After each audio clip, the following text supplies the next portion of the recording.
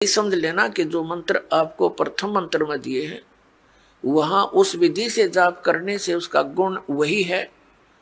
अब इस मंत्र में जो सतनाम बनाकर आपको दिया है इसकी साधना करने से इस विधि से इसका गुण अन्य होता, लाभ भिन्न होता है।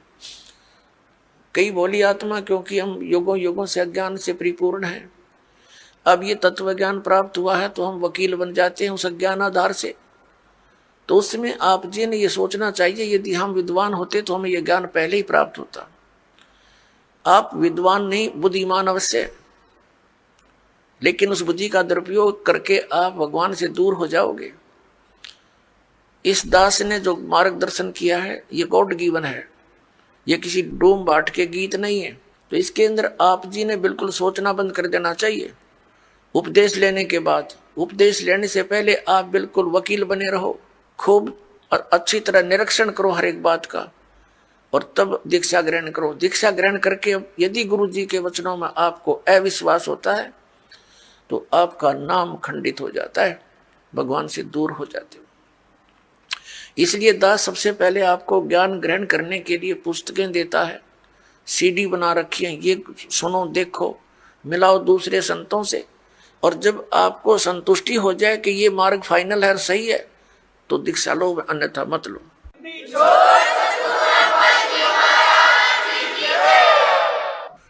तो जो दास फिर आपको जो भी ज्ञान दे, आप एक अच्छे विद्यार्थी की तरह निरसंशय होकर सुनो, श्रद्धा से सुनो, ब्लाइंड फेथ करके सुनो।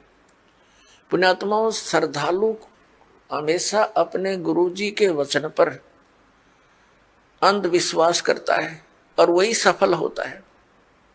लेकिन इस गुण का इन नकली गुरुओं ने दुरुपयोग कर लिया। जितने भी आप देखते हो ये संत और इनके पास गए हुए ड्योटी कितने समर्पित हैं। वो गुरुजी जो भी ज्ञान बताते हैं शिरोधार्य होता है। उनके विषय में कोई कहता है जैसे तत्व ज्ञान के आधार से हमारे भक्त उन अन्य संतों के शिष्यों को बताते हैं कि आपकी साधना ठीक नहीं, आपके गुरुजी के पास मोक्ष मार्ग नहीं, तो वो बहुत दुखी हो जाते हैं और कहते हैं आप मेरे गुरुजी के बारे में कुछ ना बोलो। तो पुण्यात्माओं, वो ड्यूटी तो सही है, उनका आस्था होनी ही चाहिए, लेकिन वो नकली गुरुओं के पास वो श्रद्धा बनाए बैठे। अब जैसे आम के पौधे को बीज कर यदि कोई ये आस्था लगाए बैठा है कि मैं आम खाऊंगा, इसके आम लगेंगे बड़ा होकर, तो वो बिल्कुल सही है, उसका बिल्कुल सही उद्देश्य है और ठीक उसकी क्रिया है। और यदि बबूल का पेड़ पौधा बो करके और वो ये कहता है कि ये बड़ा होगा, इसके आम लगेंगे, और उसको कोई जानकार व्यक्ति ये सलाह देता है कि ये आम का पौधा नहीं है, इसको आम नहीं लग सकते, और वो ये कहे कि तू मेरी भक्ति मार्ग को यानी मेरे पौधे को गलत मत बता, तो वो उसकी एक तो श्रद्धा है, जिस व्यक्ति ने उसको आम का पौधा बता करके बबूल दे रखा है, वो पूरा विश्वास किए बैठा है उस नकली आदमी पर। तो उस व्यक्ति को चाहिए कि इस व्यक्ति ने मेरे पौधे को ये बबूल क्यों बताया, उसकी फिर पूरा निरीक्षण करना चाहिए, तब उसकी सिंचाई करना, तो बबूल बोने का क्या यूज। तो जैसे भी किसी को ये शंका उत्पन्न करता है कोई कि भी आपका भक्ति मार्ग ठीक नहीं, तो उससे पूरा पूछे, अच्छी तरह निरीक्षण करे और फिर इन सदग्रंथों से मेल करे, क्योंकि किसी के लोक वेद से यानी कहने सुनने मात्र से अपने पद से डगमग होना ठीक नहीं। अपने आत्माओं, ये दास आपको जो ज्ञान देता है ये शास्त्र अनुकूल है। पवित्र श्रीमद् भगवत गीता, पवित्र चारों वेद और पवित्र पुराण, ये एक पवित्र हिंदू धर्म के श्रद्धालुओं के लिए शिरोधार्य है। शिरोधार्य का अर्थ होता है इनमें जो लिखा है वो सत्य है, और इससे बाहर कोई बताता वो असत्य है। असत्य डुप्लीकेट और सत्य ओरिजिनल। तो ओरिजिनल वस्तु से लाभ होगा, डुप्लीकेट से नहीं होगा। श्रीमद् भगवत गीता अध्याय नंबर 16 के श्लोक 23-24 में स्पष्ट किया है कि अर्जुन, शास्त्र विधि को त्याग कर जो मनमाना आचरण करते हैं उनको न तो कोई सुख प्राप्त होता है, न उनकी गति होती है, और न ही कोई सिद्धि को प्राप्त होते हैं, अर्थात यूजलेस। तो फिर फायदा क्या उस भक्ति के करने का? तो गीता अध्याय नंबर 16 के श्लोक नंबर 24 में तुरंत कहा कि इससे तेरे लिए अर्जुन कर्तव्य और अकर्तव्य की व्यवस्था में, यानी कौन सी भक्ति करनी चाहिए और कौन सी ना करनी चाहिए, सदग्रंथ ही प्रमाण है, उनको आधार मानना। सदग्रंथों के विपरीत कोई ज्ञान देता है उसको स्वीकार मत करना, वो गुरु ठीक नहीं। भावार्थ ये है इस पवित्र सदग्रंथ के इस श्लोकों का।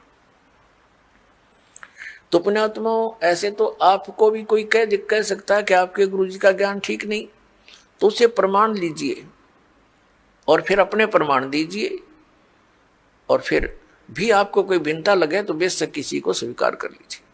लेकिन दास ये दावे के साथ कहता है कि इस विश्व के अंदर इस दास के अतिरिक्त न तो तत्व ज्ञान है और न ही भक्ति का कोई मंत्र समाधान है। सबके पास यूजलेस मंत्र है, मोक्षदायक नहीं है, वो सब झूठे और गलत मंत्र है, शास्त्र विरुद्ध ज्ञान है। ये ढोल के डंके पर कहते हैं। और ऐसा है तो प्रमाण दे कोई हमारे सामने आए। हमने अध्यात्म ज्ञान चर्चा का एक प्रोग्राम चलाया, उसमें सामने आए और अपना पक्ष प्रस्तुत करे।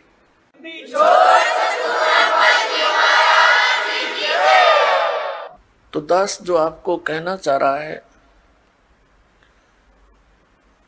वो इस विषय में है कि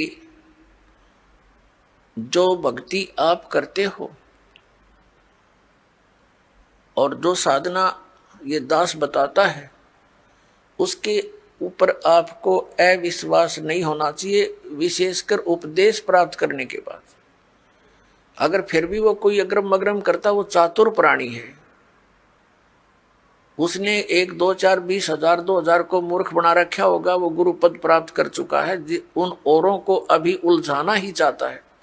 अन्यथा इतने प्रमाण देखकर तो मूढ़मती भी इंसान समझ जाता है कि यह संत क्या बताना चाहता है। तो कहने का दास का तात्पर्य ये है कि जब आप उपदेशी हो जाओ उसके बाद आप दास के वचन सुनो और उनको फाइनल मानो। उपदेश लेने से पहले आप पूरी तर्क वितर्क करो अपने माइंड से, एक दूसरे के साथ करो कि ये कैसे लिखा है, ये ऐसे लिखा, फिर प्रमाण देखो। हमने तो पृष्ठ नंबर और अध्याय नंबर, उनके श्लोक नंबर दे रखे हैं, आपके प्रमाणित ग्रंथ होंगे। पुण्यात्माओं, दास अपनी तरफ से एक शब्द नहीं बोलता, क्योंकि हम जीव हैं। जीव जो अपनी तरफ से बोलेगा वो यदि ग्रंथों से परिचित नहीं है तो जीव सतर का ही बोल सकता है। लेकिन दास ने उन सदग्रंथों को पढ़ा है जो गॉड गिवन है, और गॉड गिवन जो विचार हैं वो जीव सतर से बाहर होते हैं। गॉड गिवन परमात्मा दत्त जो ज्ञान है उस पर जीव सोच ही नहीं सकता वहां तक, तो उनको हमने फाइनल ही मानना होगा। दैट्स ऑल, ये समझ लेना। और ये आपको निश्चय हो जाना चाहिए कि दास जो बोलेगा वो सदग्रंथों से ही बोलता है, जो सदग्रंथों में लिखा है, और जिसको हमारे धर्मगुरु समझ नहीं सके दास उनको समझा रहा है कि इस सदग्रंथ का कहने का तात्पर्य ये है, ये न्यू का न्यू लिखा हुआ है, एज इट इज रिटन है, जो का त्यों लिखा हुआ है, और उसको हमारे धर्मगुरु समझ नहीं सके। बस इतनी सी बात।